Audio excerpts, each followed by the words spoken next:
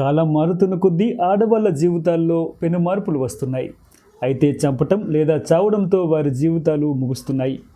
విజయనగరం జిల్లా గర్విడి మండలం గుర్లుపేట గ్రామంలో ఓ నవవధువు మృతి అందరినీ శోకసంద్రంలో ముంచింది. కాళ్లపారాని ఆరకముందే ఆ వధువు కాటికి చేరింది.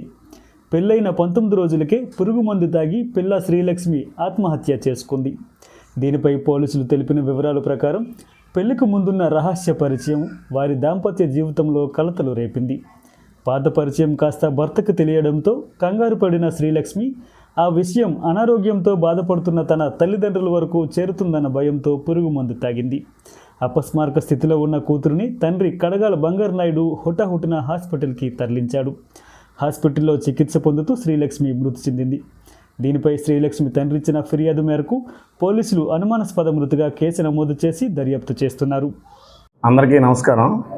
ఈ కొండసంబం పంచాయతీ గుర్లుపేట కడగల బంగానాయుడు అని చెప్పి ఆయన కంప్లైంట్ మేరకు వాళ్ళ పాప పేరు శ్రీలక్ష్మి 19 ఇయర్స్. ఈవిడికి మన జూలై 2వ తారీఖున మ్యారేజ్ అయ్యింది. కరకం గ్రామం సాయి అన్న అబ్బాయితోనే. మ్యారేజ్ అయిన తర్వాత ఆషాఢ మాసంకి ఇంటికి వచ్చింది, కన్నవారి ఇంటికి. ఈ మధ్యలో వీళ్ళ భర్తకి ఈ అమ్మాయి పెళ్ళి అవ్వకముందు వేరే అబ్బాయితో చనువుగా ఉన్న విషయం తెలిసింది. తెలిసిన తర్వాత భర్త ఈవిడిని అడిగాడు అనమాట, చనువుగా ఉన్నట్టు ఏంటి విషయం ఏంటని అడిగాడు.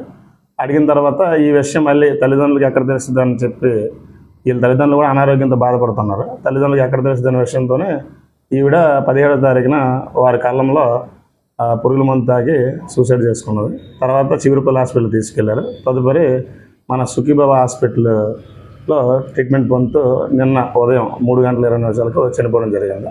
దాని మీద వాళ్ళ తండ్రి కంప్లైంట్ మేరకు కేసు నమోదు చేసి దర్యాప్తు చేస్తున్నాం. అనుమానాస్పదంగా కేసు నమోదు చేసాం. అనుమానాస్పదం